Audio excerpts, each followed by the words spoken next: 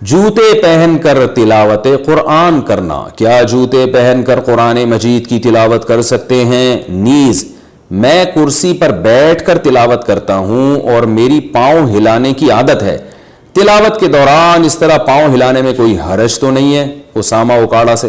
بھائی جان، پاؤں ہلانا ویسے بھی اچھا کام نہیں ہے، لہو و لعب اور لایانی کاموں سے ہمارے نبی صلی اللہ علیہ وسلم نے منع کیا۔ یہ ویسے بھی ایک آداب کے خلاف ہے، بیٹھے میں بلا وجہ انسان ہل رہا ہے، اور قرآن مجید کی تلاوت کے دوران پاؤں ہلانا اور بے ادبی ہے۔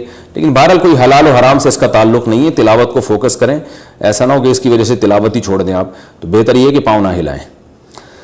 کس عالم کی تفسیر سنیں؟ کیا میں ڈاکٹر اسرار احمد برہوم کی قرآن مجید کی تفسیر سن سکتا ہوں؟ اگر نہیں تو پھر کون سی تفسیر سننا میرے لیے بہتر ہے؟ مصطفیٰ صاحب ممبئی سے۔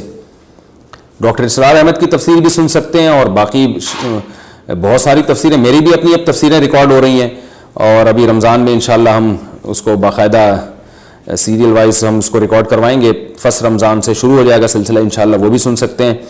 اور بہت سارے علماء کی تفسیریں، شیخ القرآن مولانا اسلم شیخو پوری شہید رحمۃ اللہ علیہ، ان کی بھی درسقرآن.com پہ ان کی بھی تفسیروں کے لیکچر موجود ہیں، تو سب ٹھیک ہیں، سب کے سن سکتے ہیں۔ البتہ مسائل جہاں بھی آئیں گے یاد رکھیں، تفسیر آپ کسی کی بھی سنیں، لیکن جب فقہی مسائل کا مسئلہ آئے گا تو پھر یہ مفتیوں سے، علماء سے پوچھنا ضروری ہے، باقاعدہ ایسے مفتی جو کسی مستند ادارے سے فارغ ہوں۔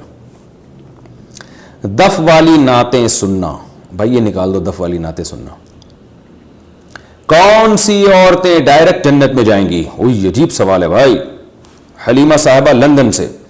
وہ کون سی 4 عورتیں ہیں جو بغیر حساب کتاب کے جنت میں جائیں گی، اور اس کا سبب کیا ہوگا؟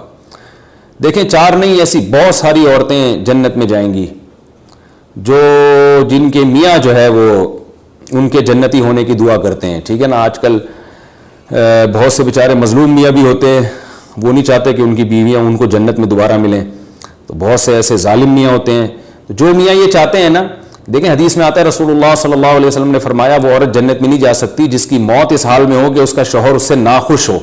تو اس سے پتہ چلتا ہے کہ وہ عورت جس کا میاں اس سے خوش ہو، وہ انشاءاللہ اللہ سے امید ہے جنت میں جائے گی۔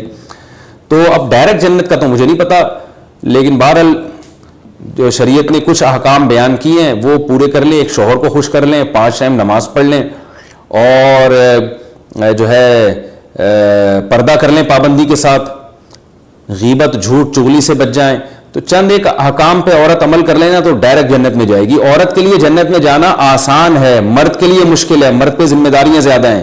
عورت کے لیے تو بہت آسان ہے، لیکن افسوس کی بات ہے وہ چند آسان کام خواتین نہیں کرتی، باقی پتہ نہیں کیا کیا 5-5 لاکھ دفعہ آیت کریمہ کا ورد کر رہی ہیں اور یہ والا وظیفہ پڑھ رہی ہے۔ میں حیران ہوتا ہوں ان کے پاس اتنا دماغ کہاں سے آتا ہے۔ تو 4-5 چیزیں کرنے کی ہیں وہ کر لیں بھائی، پردہ پابندی سے کریں، بے حیائی کو فروغ دینے میں عورت کا بہت بڑا کردار ہے ہمارے معاشرے میں، تو بے حیائی کو فروغ نہ دیں، پردہ مکمل کریں، اور شوہر کی ناشکری نہ کریں، اس کے ساتھ اچھا سلوک کریں، اور کیا ہے 5 وقت نماز پابندی سے کر لیں، اپنی اولاد کی اچھی تربیت کر لیں، زبان کو غیبت جھوٹ اور بہتان سے بچا لیں، انشاءاللہ جنت میں جائیں گی سیدھا۔ وہ 4 نہیں ہیں، وہ 4 کروڑ بھی ہو سکتی ہیں، 4 ارب بھی ہو سکتی ہیں، 4 کھرب بھی ہو سکتی ہیں۔ باقی جن 4 کے بارے میں آپ نے رپورٹ پیش کی ہے ان کا مجھے نہیں پتا، ایسی 4 کوئی میرے علم میں ایسی 4 متعین خواتین نہیں ہیں۔ اچھا بھائی، سورج طلوع ہونے کے بعد ذکر و دعا کرنا، صبح کے جو اذکار ہوتے ہیں وہ ہم فجر کے بعد پڑھتے ہیں، کبھی کبھی اس دوران سورج بھی نکل آتا ہے، تو کیا سورج نکلنے کے بعد بھی اذکار پڑھے جا سکتے ہیں اور دعا مانگ سکتے ہیں یا نہیں؟ ندا صاحبہ انڈیا سے۔ جی ہاں بھائی، سورج نکلتے ہی صرف نماز اور سجدہ حرام ہو جاتا ہے، باقی تمام اذکار پڑھ سکتے ہیں، دعا بھی مانگ سکتے ہیں۔ شادی کے بعد بیماری کا علم ہوا تو کیا کریں؟ اگر شادی کے بعد شوہر یا بیوی کی کسی بیماری کا پتہ چلے جو شادی سے پہلے چھپائی گئی ہو، اس کی وجہ سے بچوں کے آنے کے کم چانسز ہوں، تو کیا اس بنا پر طلاق دی جا سکتی ہے؟ بنت سعید کراچی سے۔ شادی بیاہ سے پہلے دھوکہ دینا بالکل حرام ہے، خاص طور پر اولاد کے معاملے میں۔ اگر کوئی عورت بانجھ ہے اور وہ شادی سے پہلے نہیں بتاتی کہ میں بانجھ ہوں، میرے اولاد نہیں ہوگی، تو یہ بہت بڑا دھوکہ ہے، کیونکہ دیکھیں اسلام میں کیا بلکہ فطرت نے مرد اور عورت کا جو ملاپ رکھا ہے اس کی بیسک وجہ ہی نسل بڑھانا ہے، یہ بنیادی وجہ ہے کہ ہر مخلوق میں یہی ہے، نر اور مادہ کا جو نظام اللہ نے بنایا وہ نسل بڑھانے کے لیے بنایا ہے، تو نکاح جو کیا جاتا ہے اس کی بنیادی وجہ ہے نسل بڑھانا۔ تو یہی چیز اگر نہیں ہے تو اس کو پہلے کلیئر کرنا ضروری ہے. عورت اگر بانجھ ہے وہ پہلے بتا دے میرے اولاد نہیں ہوگی, یا میرے 1-2 بچوں سے زیادہ نہیں ہو سکتے, کوئی بیماری ہے. مرد اگر بانجھ ہے پہلے بتا دے بھائی میرے جو ہے نا اولاد نہیں ہو سکتی, رپورٹ یہی ہے, یا میں نامرد ہوں. تو یہ پہلے بتانا اس پہ ضروری ہے. بہت سے مرد نامرد ہوتے ہیں, دھوکہ دے کے عورت سے شادی کر کے زندگی عذاب میں ڈال دیتے ہیں اس کی, اور بعض عورتیں بانجھ ہوتی ہیں وہ نہیں بتاتی پہلے.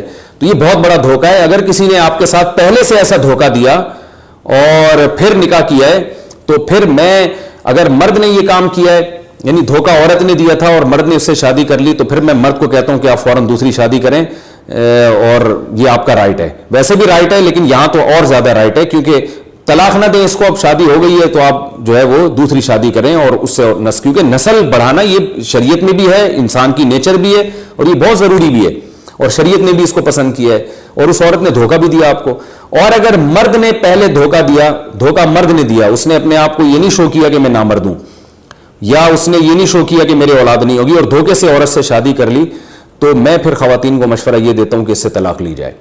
ہاں دھوکہ نہ دیا ہو, وہ بعد میں بیمار ہو گیا ہو, کوئی نارمل ہو اور بیمار ہو گیا, یا وہ جو ہے دھوکہ نہیں دیا اس نے, لیکن بعد میں بعض مردوں کے ساتھ یہ مسائل ہو جاتے ہیں, کوئی نفسیاتی پرابلم ہو جاتی ہے ان کے ساتھ, تو پھر ایک الگ مسئلہ ہے, پھر وہ میاں بیوی کا آپس کا معاملہ ہے, کمپرومائز کر لیں, صبر کر لیں, یا علیحدگی اختیار کریں, وہ ان کا ذاتی مسئلہ ہے.